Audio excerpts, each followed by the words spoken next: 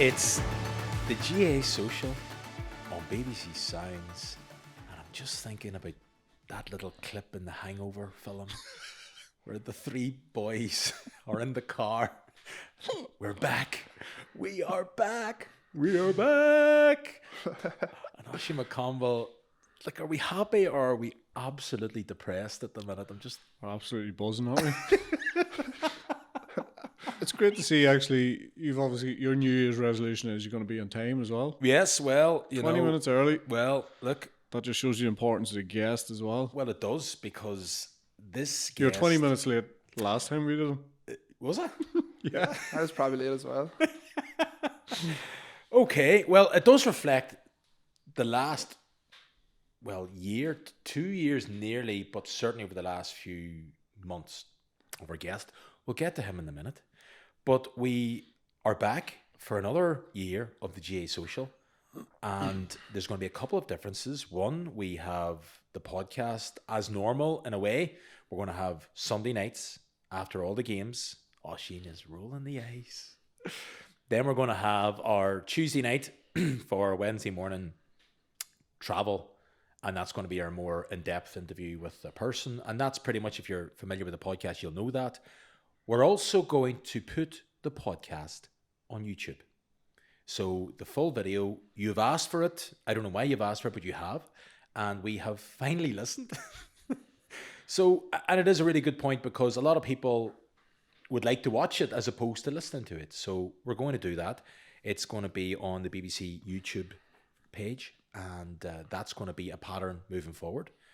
We also have our live league games next weekend. So that's over the 24th, 25th weekend of January. We have Tyrone against Kildare on the Saturday, which is going to be our first match. And we have Armagh against Monaghan, which is going to be our second match the following day, which is the 25th. Both those games on BBC iPlayer. So live coverage of the games. We're going to have coverage throughout the course of the league, football and hurling. We're going to have the Provincial Championship, of course, the Ulster Championship, right through this conclusion. And we're going to have the All-Ireland semi-final hurling, the All-Ireland semi-finals football, the All-Ireland final football, the All-Ireland final hurling on BBC television. So it's going to be a packed 5-6 months, but we're looking forward to it, aren't we? Yeah, big time. Yeah. You sure? And Oisin's going to be an inter-county manager, but our guest is not going to be playing for Down or Mayo Bridge, despite the fact I read something from the great Marty Clark, who we absolutely love and adore, where he said something along the lines of this week, I don't want to see Charlie Smyth again, because if I see him, means that he's home and he's not playing for the New Orleans Saints. Yeah. So the love is real, Charlie Smyth. It is good to see you, fella. Yeah, thanks for having me on, fellas. It's it's great to be on again, and thanks for having me. We are in God's country. Yeah. Mickey Linden country, but fast becoming Charlie Smyth. Don't be country. saying that now, fellas. Come on. Well, we're sitting in a bar in Mayo Bridge, and there is a beautiful picture of you holding an NFL ball, wearing a Mayo Bridge jacket that is the biggest picture in this particular bar, Charlie. And I note that the 91 and 94 Down teams are sitting... Have been moved. They've been moved, and they're a little smaller. That's it's not a great look, is it? It reflects the journey that you've been on. Just look, how are you, first of all? Yeah, look, I'm great. Like, it's great to be home. Great to see all the boys again, my family. Been a mad couple of weeks from all the uncertainty of, will you ever get playing? And then you come, just all of a sudden with a click of a finger, you're told your opportunity's coming up, and you're going up against arguably the best kicker of all time coming into your building, and obviously another really good kicker, Cade York. That week was just nuts. But look, it was great. Great couple of weeks, and just extremely grateful to everybody at home for all the support. Tom's just been, I really feel it like, and it's just been mad to even just deal with all that. It's just been nuts. You know what I mean? So it's unreal. How much of a sense did you get about coming up to your first game? Yeah. How much of a sense did you get of what it was like over here? What do you mean of it? Like, of a sense of like how everybody was at home? Yeah, people were losing their minds basically. That's kind of the way it worked out was it wasn't allowed to be officially released until the Saturday, because we didn't want to give them the heads up of who was playing. Yeah. between the two of us, and so you can't like I kind of told I told my family because they ended up booking their flights to come out here. I told my coach, I told Tag like and then I told a couple of the fads from the bridge, but they, to be fair to them, for once they kept it quiet, like you know what I mean. I don't know how quiet it was kept because I was over there, but So you think? yes. So like it was it was mad, like, but it was what I went through that week. It kind of just set me up for Sunday. There was really no nerves. Like I actually said to the boys, I used to get more nervous playing for the bridge on Friday nights. Like like I'm being deadly serious. Are you being serious though? I swear to God, yeah. That makes no sense now. It's just because the practices that week were they were nervous now. Like and I found a lot about myself that week. Where I performed my best under pressure, and then I went out in pre-game against the Dolphins. I think I missed one kick, which was 68, and I just had the confidence going into the game then. And look, it was, that was. I mean, we didn't win, but it was still like a fun one from a personal point of view. Yeah. He's definitely finished the season a lot better than it started, obviously. Yeah, well, new head coach and young players. Just like the team as a whole just started to figure out things. The coaching staff started to figure out things, and we just started playing more team, like we call it over there, complementary football, where like all three phases were playing well together. And I was just delighted to be a part of that. Like it was fun 6 weeks. Like, what has the last 6 weeks been like?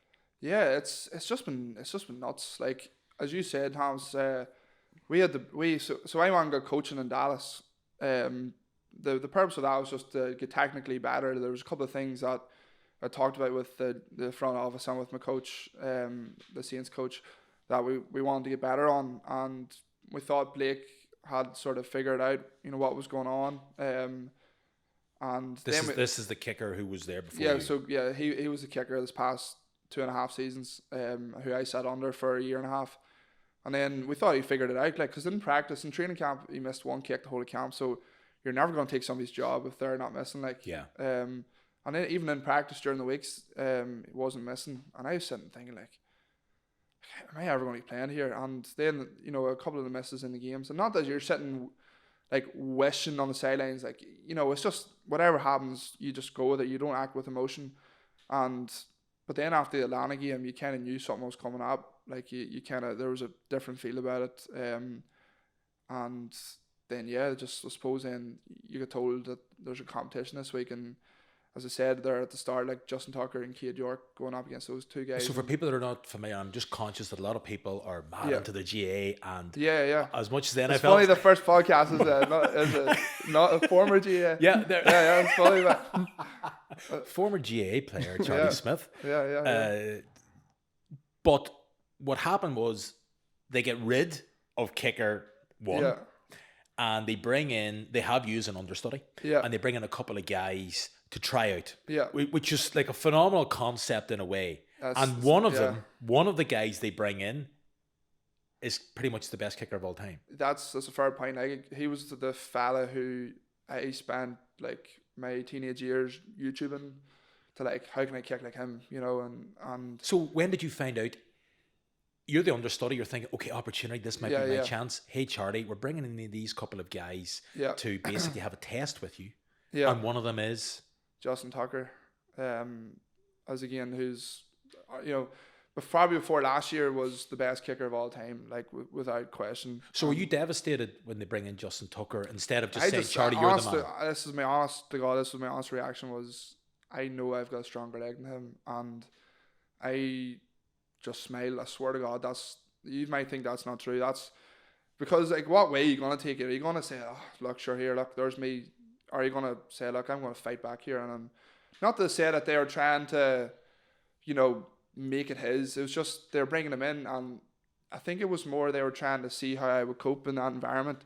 And people asked me, how did Justin Tucker kick? And I says, I don't know, because I didn't watch him. I didn't watch the other kid either. I just whenever I hit my kicks, I turned away. I just focused on myself, remained in my own process, and so you three of you were trying out at the same time. Yeah. And you didn't sit and. I didn't watch them. No, I just told myself, if I watch them, then I'm gonna try and get immersed in with the stats of, like, you know, he's 8 for 8 or he's, you know, 6 for 7. So you what about the maths? Yeah. So did you identify that simply as a distraction? Yeah, I says, look, I'm not gonna, you know, even just, I only introduced myself to him. I didn't talk to him. And look, people might say, look, you mightn't have been a good person or whatever. I don't care. There was jobs on the line. Whenever there's a time to lock in, there's a time to lock in.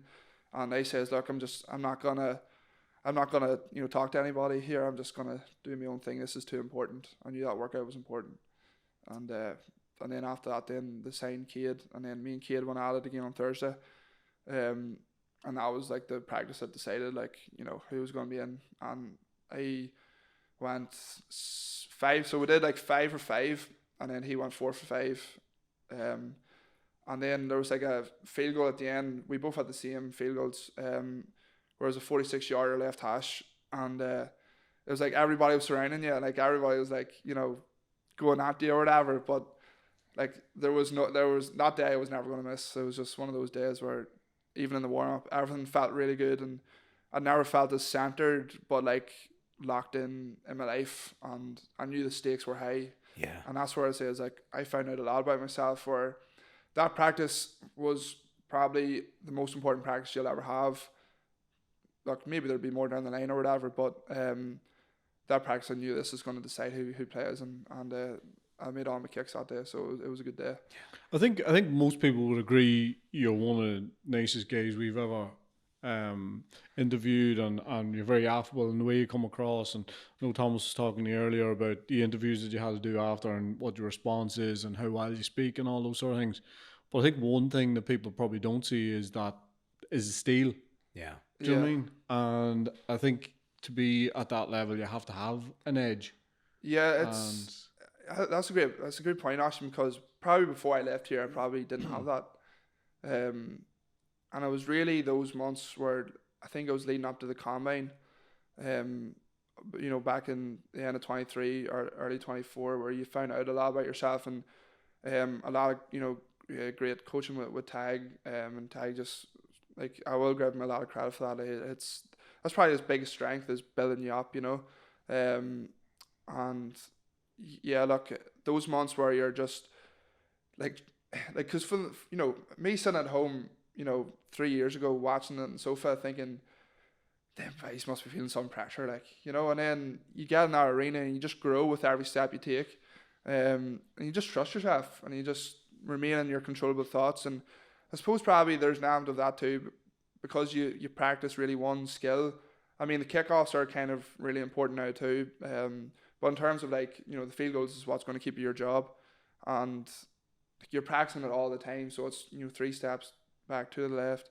You know, you have your process, and whenever you're able to prepare and practice that over and over, and you build the chemistry, your snapper and holder, like, it just allows you to grow in confidence. Because of, I always thought this was kind of like a fake saying, but now I really understand it. Like, confidence comes from preparation, and whenever you know that, like, you're as prepared as best as possible, and you also allow yourself a little bit of downtime, like, you're not uptight all the time. Like, you know, I'm not sitting there like on a Friday night like all, you know, jacked up or whatever. Let's just, you know, relax, watch a movie, maybe even have a beer, you know, just calm the nervous system down.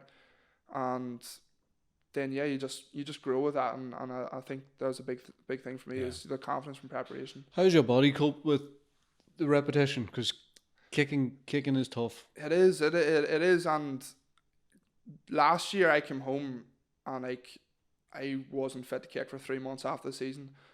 Like, I couldn't figure out what it was going on, and it was, you know, it was really good physio from home, Stevie Brannigan. I came back to him, and he's, you know, we got diagnosed with, like, it was scar tissue, just so much scar tissue built up, and I was trying to stretch, and I was like, term scar tissue, and I would be back to square one, and I didn't know what it was. So just, like, getting good hands-on massage approach. Over there I found somebody as well who really looks after me well, and we've got all the machines in the world in the Saints building. But yeah, just really figuring out how to manage your body and just getting constant hands-on approach on it is what works for me. So in a week, let's say a normal week leading up to a game, yeah, how many reps are you going through kicking wise? Honestly, not as much as you think. Right, okay. The big thing is not our coordinator doesn't let us kick 2 days in a row, whereas I know other kickers around the league are kicking 2 days in a row, and guys in college are probably kicking 3 or 4 days in a row, like Yeah. nuts. But in order to feel your best, to be able to swing your normal swing, you need to be feeling 100%. Yeah. It's not one of those positions where if you're not feeling 100%, you can get away with it because the margins are so small. Like, would you hit 20 kicks in a day? Yeah, probably around that. So, you would have your warm-ups where you're maybe hitting, not like you're maybe doing like Shorter. 12, sort of like gradually increase it. And then you might hit before the team field goal period, you might hit maybe 10 with the snap hold. And then you go into the team field goal period and you have another 5, and then that's you. So think about it, that's with full reps, you're probably hitting close to 20, in around 20, yeah. And then you might hit some kickoffs after, maybe 10 kickoffs, and then that's you. Like that's, and then you rest, get your treatment, get the massage outside the building, come back, kick on the Friday morning, maybe another 15 to 20 kicks, and then that's you on the Sunday. So Will you talk to me about the relationship between the snapper, the holder, and Yeah. yourself? I suppose like we're around each other all the time. Like they'll be my best friends in the team, and like we're all, like whenever the fellas are like sweating in the 40 degrees, and they're all doing the pads and going at each other, and we're sitting on the sideline having the crack like after the team field goal period, and even there like at the end of the season, like the practices aren't as intense, and we're sitting there playing fuck golf, like, and just. I can hit the pylon from 40 yards away with the left-footed spinner kick, like just.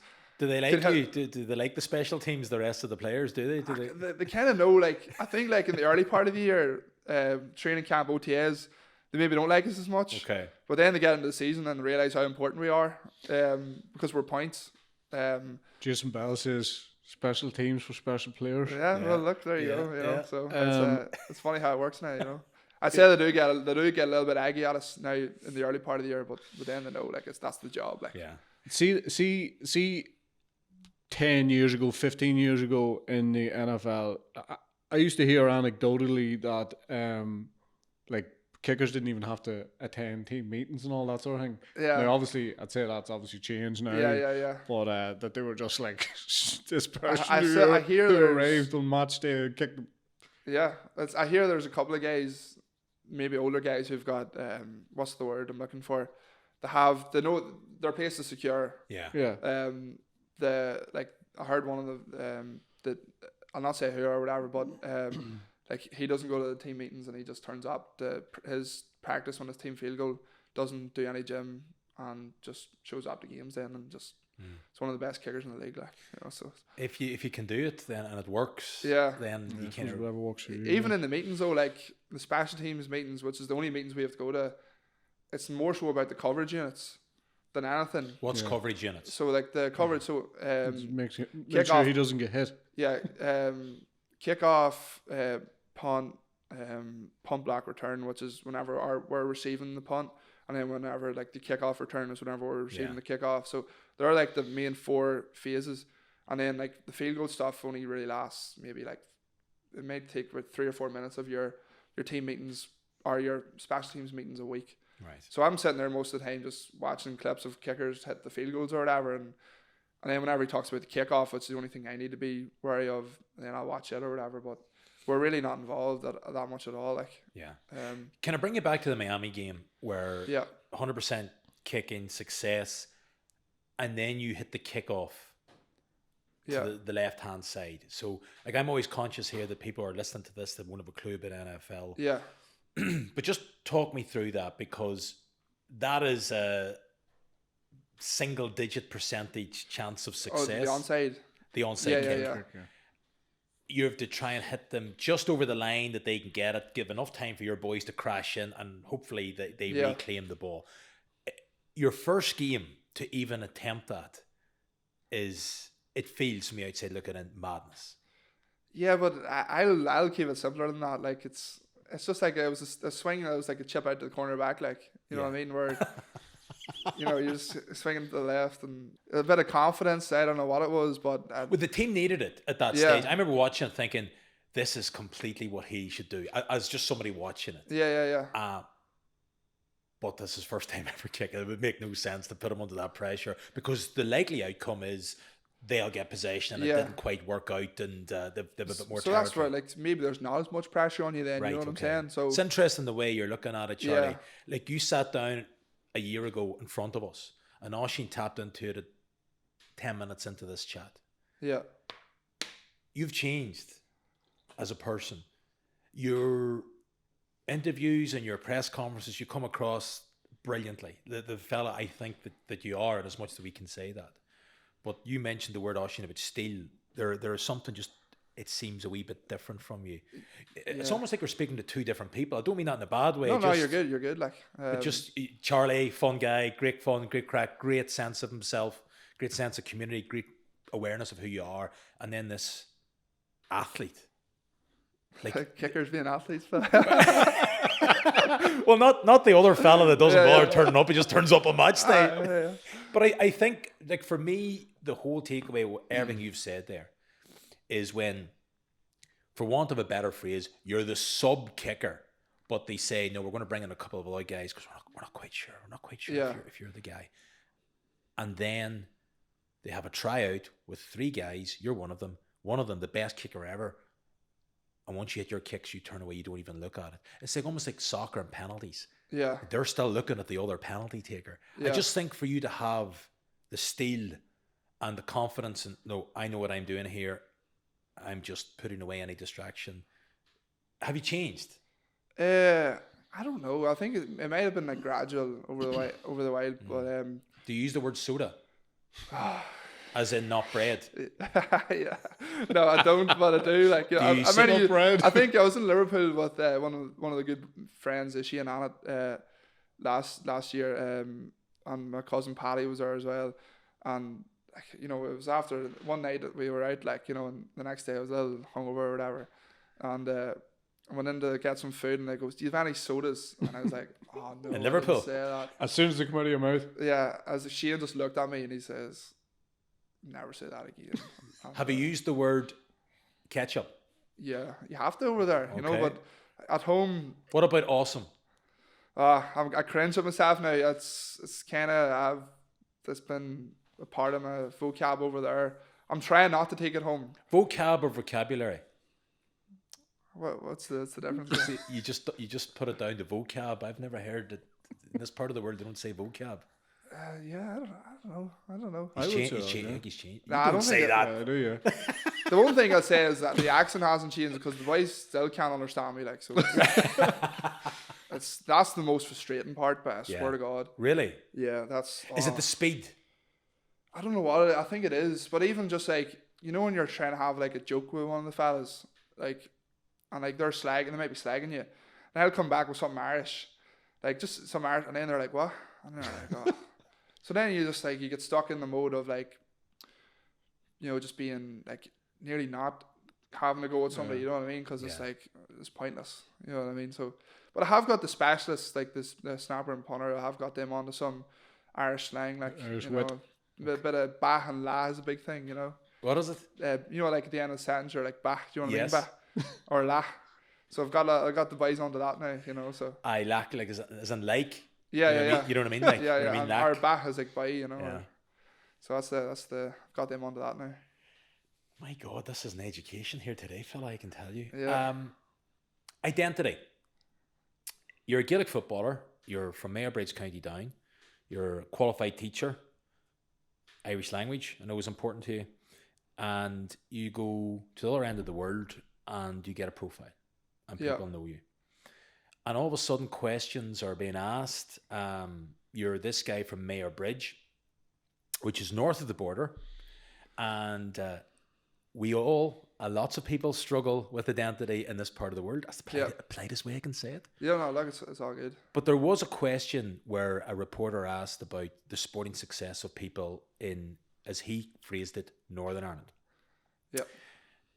And you answered that in a way which just, you didn't say anything wrong, anything controversial, just answered it in such a way that a lot of people picked up on it. A lot of news stories around at the time, I'm sure they filtered through. Can you give me a sense? I don't want to do a deep dive in it here, but just give me a sense of identity and being able to manage that identity in a different country and stay true to yourself, Charlie?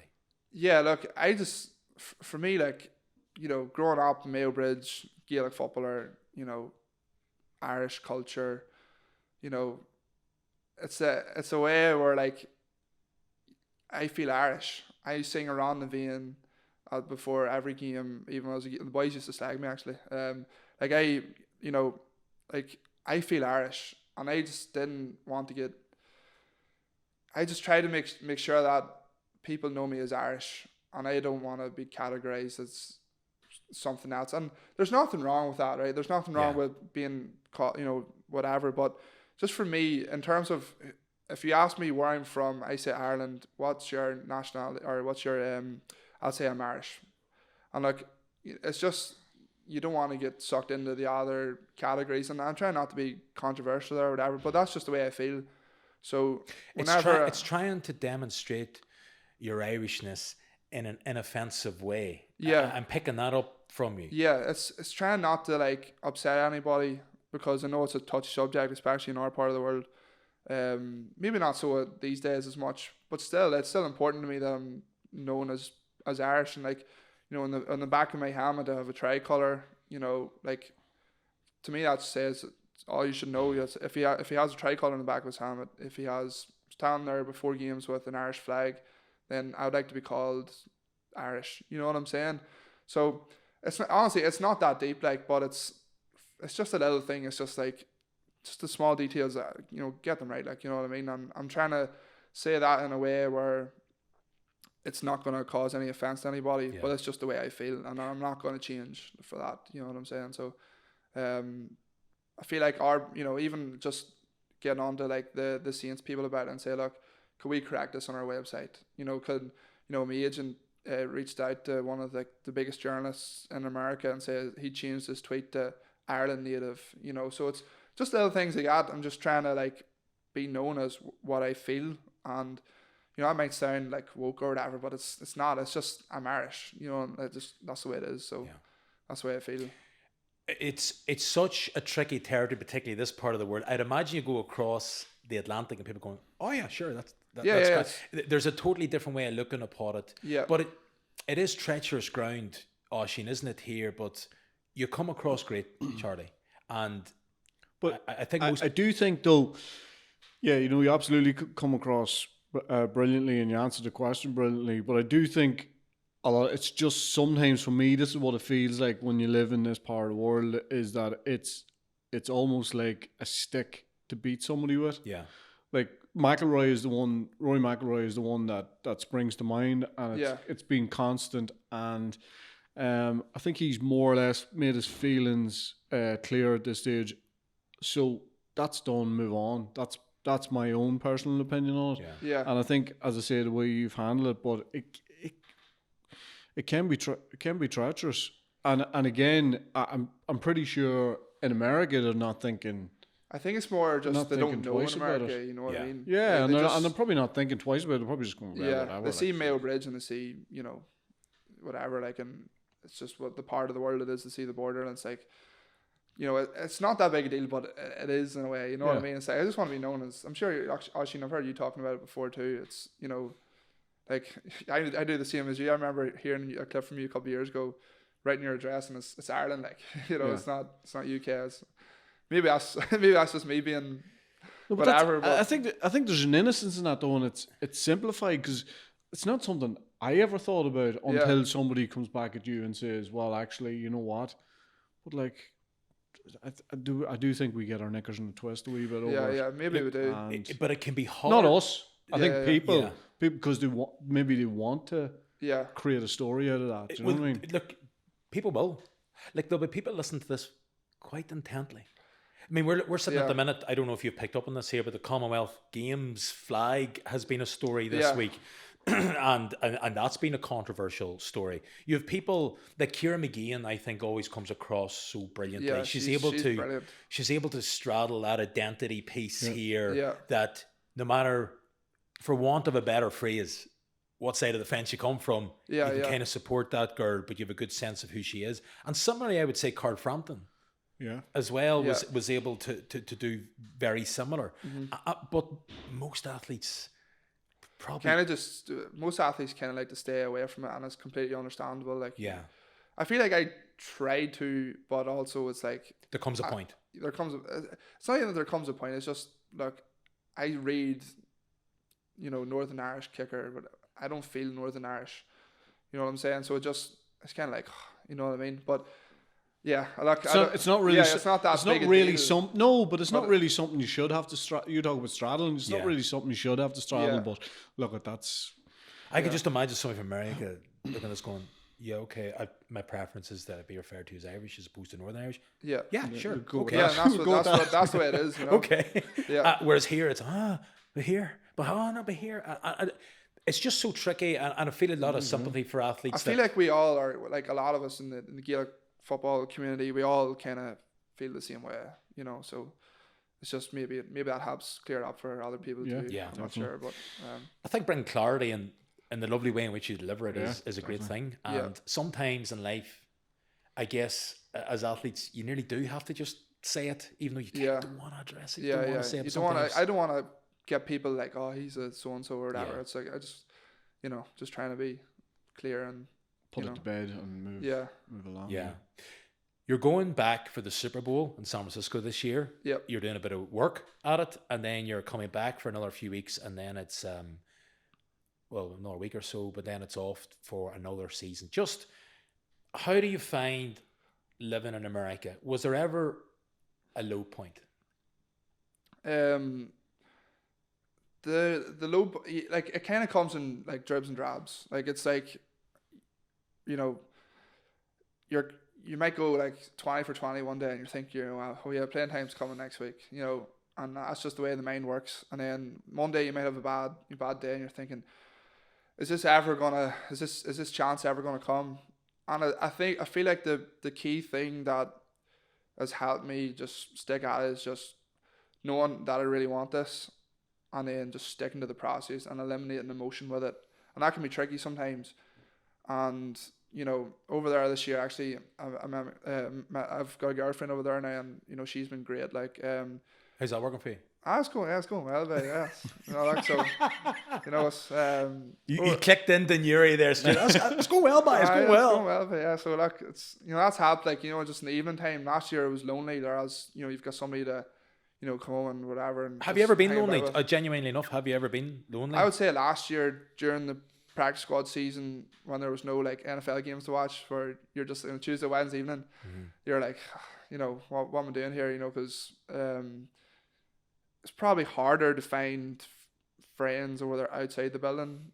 It's just a little bit tricky because it's harder to connect sometimes with American fellas on a deeper level, where you can like just talk normal and like slag, and not even that they're all out for a good time. Like, I'm not saying that, but it's just there is a little bit of like maybe there is a bit of a language barrier. I'm not sure, but just in the way I am, it's just I find it a little bit difficult to really get to that deeper level where you can just it just flows. You know what I mean? But I will say that like my teammates have been brilliant. Like, have they? They have. Honest to God, even like some more well known players have been like brilliant, and everybody's been brilliant, and I think they kind of like me because I'm different too.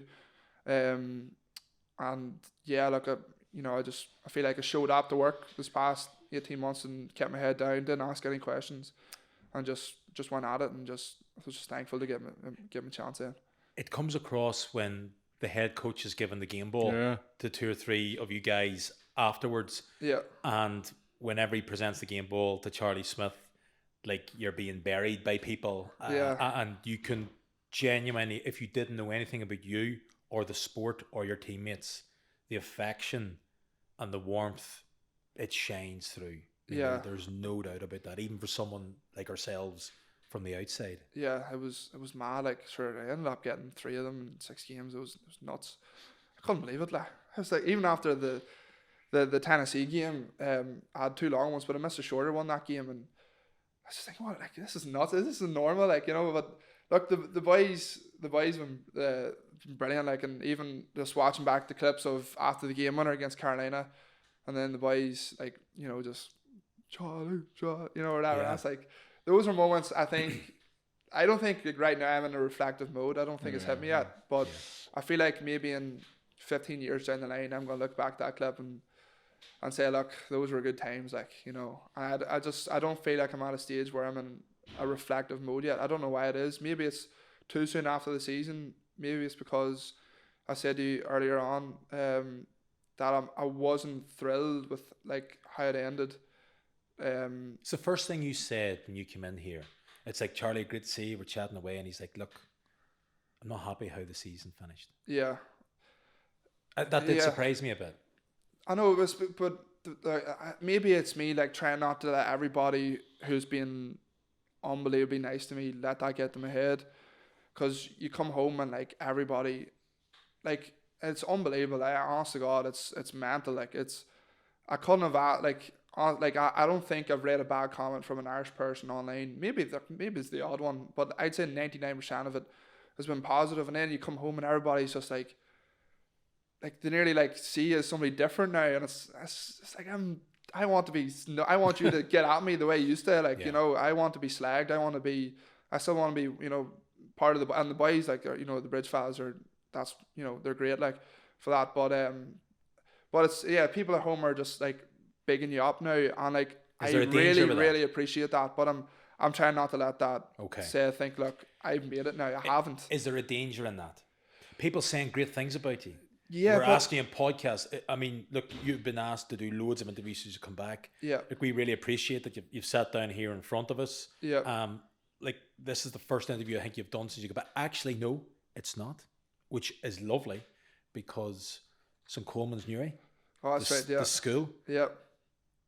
Charlie came back and was doing a wee quiet thing at the school, and Ronan McMahon, great coach within St. Coleman's, he did a wee piece on the phone, and an Irish language as well, and I thought that was lovely. I actually thought, you know, that is just a lovely thing. You know, the first thing I'm going to do is just go back to my old school and okay, we're doing this interview now, and that's lovely. But there's a lot of pressure on you, Charlie. There's people looking upon you differently, and it's filled with so much love and warmth. Yeah. I just wonder, like, I can pick up on it already. You're nearly there.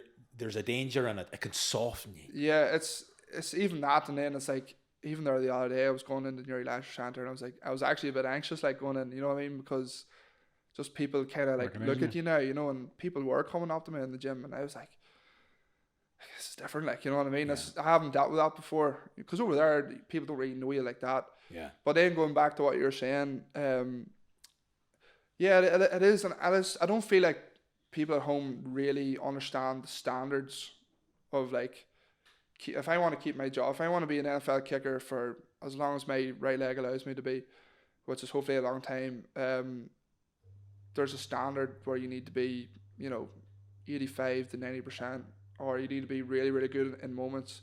And the one thing I will say I'm very proud of is I was really good in moments and where I was needed. Like, I think all my misses were first half.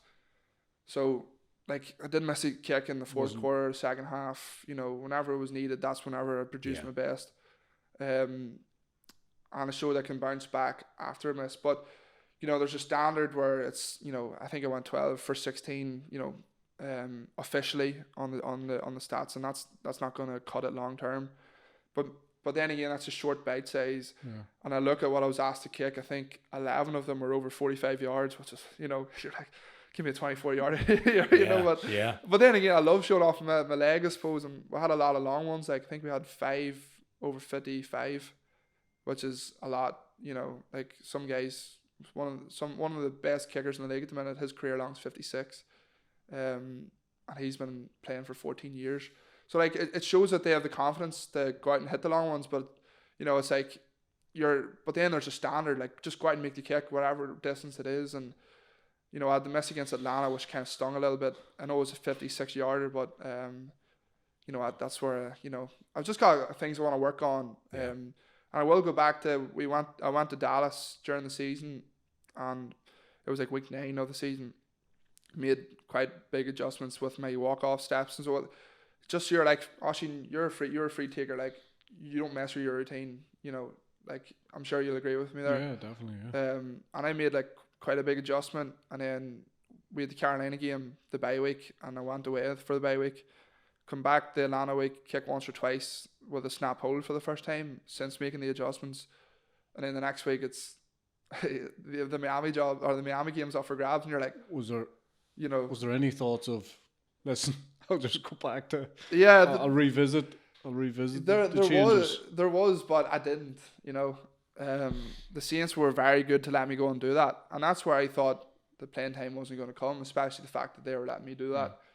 And I didn't think that opportunity was going to come up because of how well Blake was kicking, and it came up, and then you're like, oh, I've made adjustments here. You know, do I stick with it or do I go back to what I was doing? And I stuck with it, but there was a part of me, especially in left hash, that didn't feel amazing. And then, you know, that's what the main work are on this off season. But I feel like in the moments it just says, just go make the kick, and then I own my process. And like none of the misses were down to nerves. It wasn't like that. But there are a couple of things that I do want to work on now this off season. So Yeah. I feel like that's maybe those two misses in the last two games where it's going to drive me on to like I'm get sensing better. that. From a kicking know? point of view, though, that you're still quite early in the whole change of process thing. Then, so you would expect to be improving as. Yeah, I know. I like. Yeah, I like. You know, I've only been doing this still 2 years, and like I'm not trying to say it or whatever, but I can't. I was talking to some aides, and I don't know if there's been anybody whose first game experience has been in the NFL, which is as a kicker, like, you know, which is, you know, you're sitting thinking about that, and you're like, that's mental, like, you know what I mean? Like, that is nuts. But then you just go back to, well, yeah, I'm here because I deserve to be here, and it's just like you're like, there's one side where like, yeah, you should be extremely proud of yourself, and there's the other side, the standard, and it's trying to like get to more, you know, the standard's the standard, and that's what's going to keep you in, is just you know, staying as driven as. I feel like I'm pretty driven, you know. So Are you? I am, but I'm also like, I'm not, you know, it's not 24/7. Like, it's a kicker. I'm a kicker. Like, you know, I need to be able to switch off.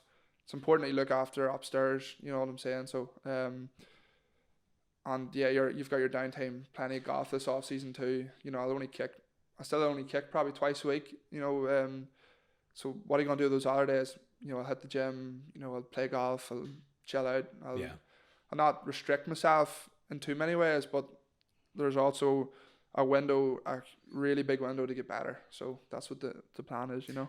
Can I ask you about the ruthless nature of the sport? Jude McAtaney. Yeah. Great fella. Oh, great fella. Great kicker. And I mean, you talk about a trailblazer.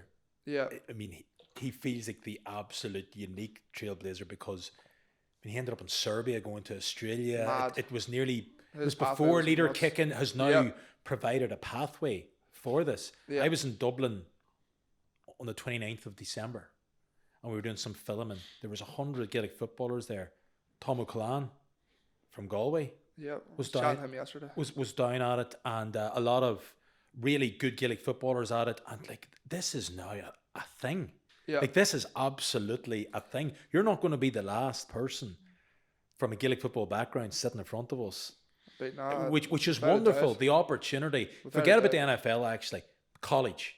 Yeah. I mean, we're looking at Jack Scullion continuing at Rutgers. Yeah. Jack Cassidy has now transferred to West Virginia. Yeah.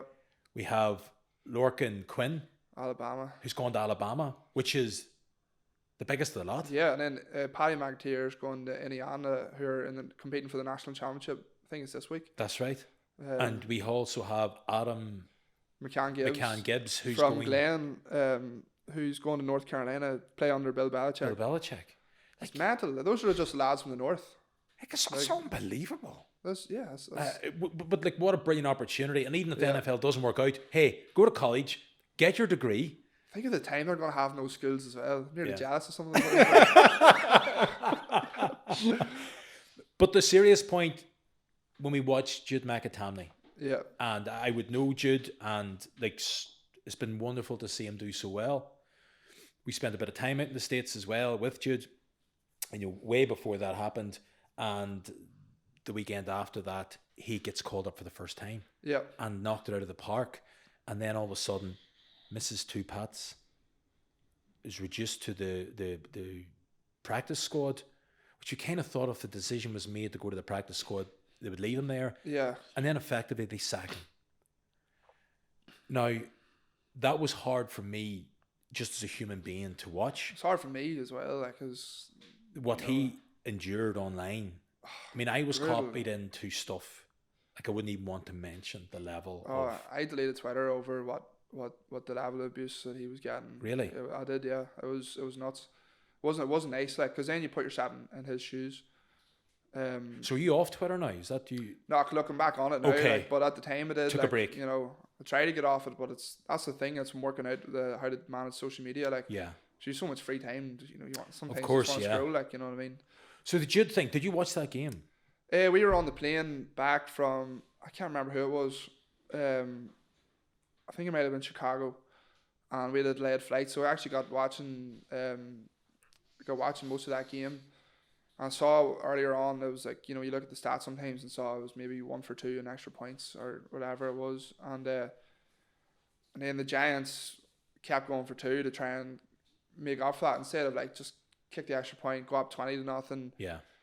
And then, like, I saw it again. I was like, oh, it was at the end. It was with 2 minutes left or something.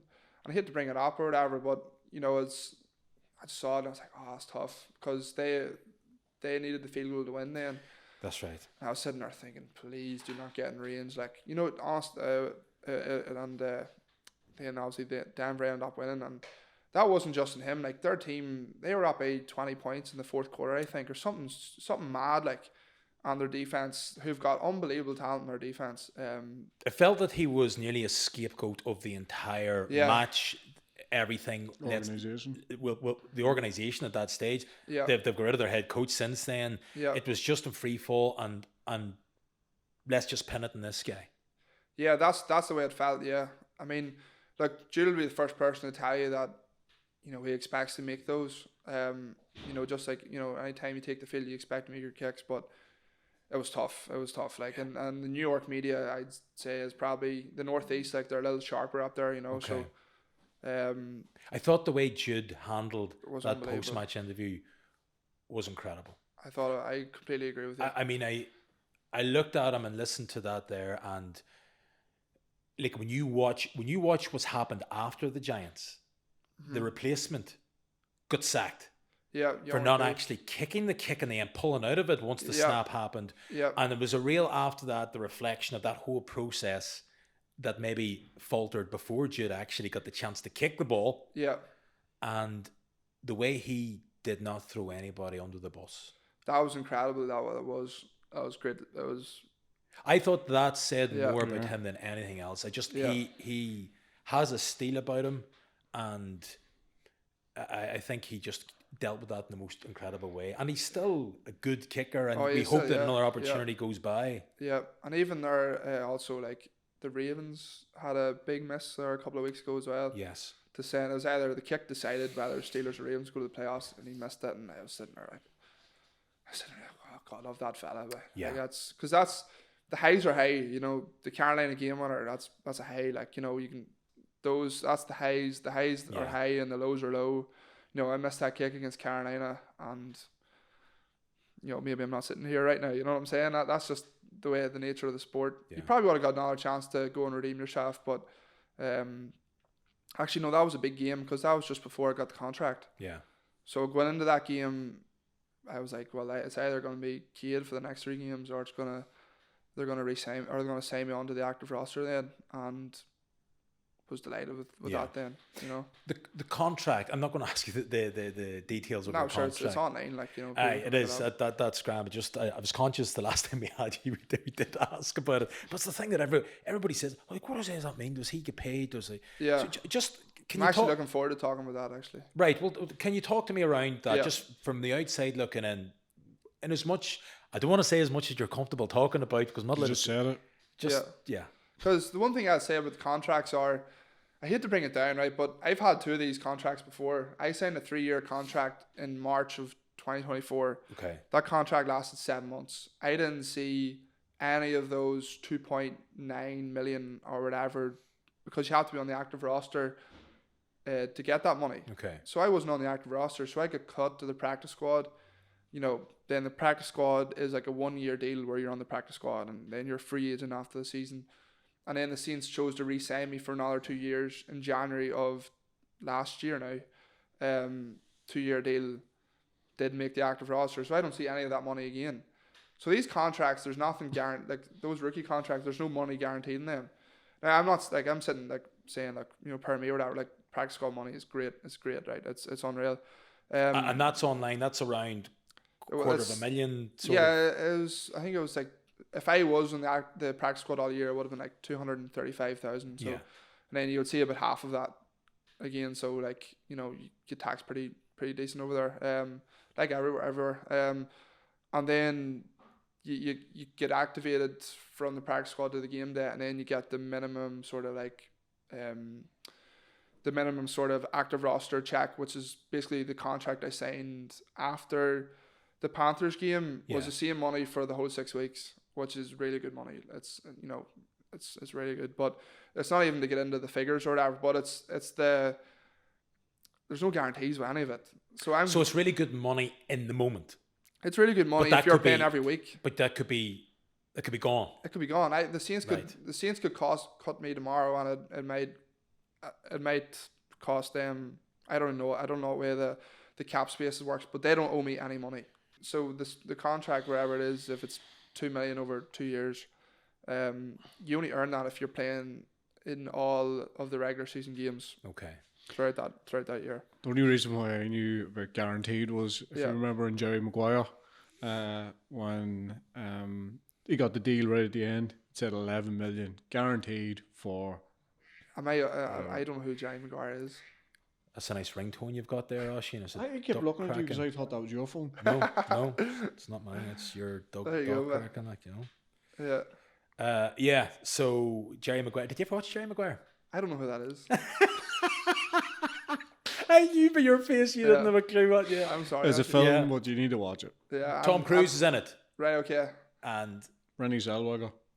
Yeah. And what do you call him? Show me the money. What do you call him? Cuba Gooding Jr. Cuba Gooding Jr. He is the man now. Yeah. Class. I recognize Show Me the Money. Yeah, that clip. Right, It's from that film. Yeah, Oisin's really old now. He's north of 50. I probably should. And the boys were on to me as well. There's a movie.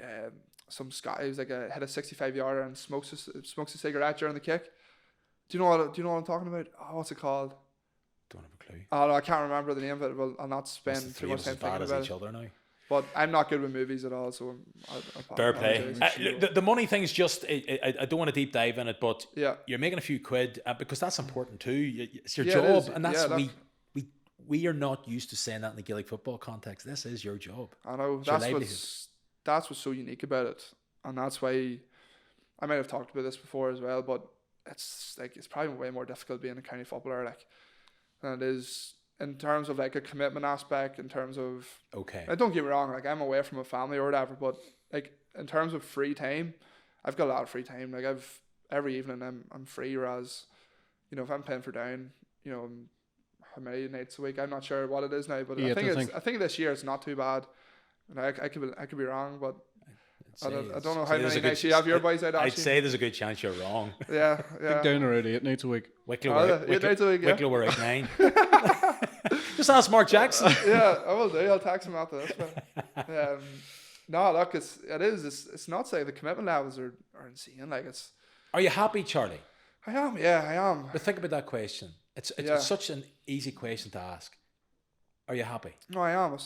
I mean, again, like playing in front of, I don't know how many people are at the games, but it's a decent number of people. Like, and you know, it's you're getting one of the things I most love about it is like who you're getting to represent.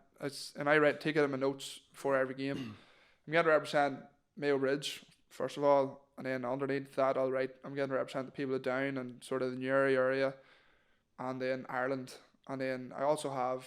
So you write this down? Yeah, because there's a deeper level of like, you know, you can talk about all your controllable mindset thoughts, but there has to be something deeper as to like, why am I doing this? And you asked me that a couple of years ago, and it's basically still the same answer. But I didn't know that it would be take off as big at home as what it has. And what I'm saying is that I'm trying to like give my family I also write down my name as well, the Smith name, and like I'm trying to give people at home the hope of like, oh, we can stay out and watch Charlie, on Sunday night, and we're going to work tired on Monday, but we can have something to talk about with everybody, and just the young kids the hundreds of DMs that I'm getting over this past 2 months or whatever, even throughout this last 2 years. How can I do this? I want to be like you. And it's like, this is mental. Like, this isn't normal. And even just coming in and, come into the bar here and go up to the club and whatever, and people saying, you're doing really well. You're inspiring a whole lot of, other kids to go and follow their dreams. And it's not even to go and be an NFL kicker. It's to go and do what you're passionate about. Whenever you're a teenager, find out what you really love doing. And then let the mind wander and say, and don't put a cap over it. Don't put a lid on the bottle saying, sure, I'm Irish, like you can't do this. Yeah. And like that level of curiosity of like loving the NFL, loving being a Gaelic football free taker, combining the two. I kind of knew if I ever got the shot, I would be able to do it, and I'm just extremely grateful to have had up the opportunity. But like, a lot of people, this is one of the things I'm most grateful about, and like a lot of people are extremely passionate about something and are extremely skilled at something, but it doesn't get to the level of, getting millions of people to watch you.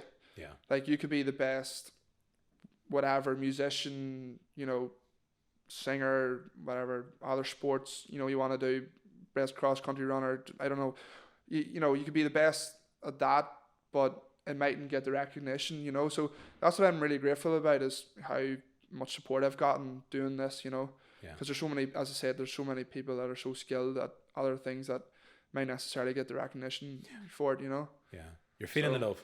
You're I am. It's been unbelievable. Which is brilliant, and it's lovely to hear you say that as well. Look, we'll wrap it up there. There's a rookie kicking them from everywhere now. How far do you think you can go? Cam Little. My last kick of practice indoors was 69 yarder and I made it. So that was the last kick going into the Atlanta game. And then pre-game indoors I had 67 as well. What's the NFL record? 68. So somebody break 70, won't they? Yeah, I'd love a shot at it. We'd love to see you have a shot at it too. I'd love a shot at it. We'd love to, as long as it's not against the Eagles. Yeah, they're gone now, fella. Yeah, unfortunately. No, sure, look, they got further than we did this year. we're up and coming though. We're gonna be good. We're gonna be good. There's the Do you go to the Eagles next year? No, we don't know. We're the NFC North next year, so then the following year will be the NFC East again. That's right. Yeah. So, go well, Charlie. It has been Yeah. brilliant to catch up with you and see you doing so well. Thanks, Charlie. fella. Listen, Thanks very much. continued fellas. success. Yep. Sounds like you're not getting ahead of your station. They ought to be awesome and ketchup in there and soda. Bar that. For that, I don't think I might be the height of it so far. But Next time we interview, we'll be taking the garbage out. yeah, garbage. Yeah, No, trash it's cans. still the bin. Trash It's still the can. bin. garage. And she's what's the bin? And like, so I'll not lose that now. I can't say that. Listen, life's treating you well, fella, and you've Yeah. earned it at this stage. So look, continued success. Our best to your mum and dad as well, because I know they're very proud of you, watching you from afar and watching you from very close. Yeah. They've been I on got the tin. They've been on the tin bird quite a lot. Yeah, my mum and sister, they got the 4 of the 6 games, and then my dad got the 2 of them. Brilliant. And then so it's been mental. Fantastic. Yeah. Brilliant. A lot of flights, a lot of travel for them. Sure, look. Yeah, sure. It is. It is love what it it. is. They're loving it. Isn't it brilliant to see? Absolutely fabulous stuff. We'll wrap it up there. We'll keep in touch as always, and that's us back. Oisín, we'll next be back for the GAA social on the weekend of the 24th, 25th, and then we'll be back every Tuesday night afterwards. Hey. Yeah, there you go.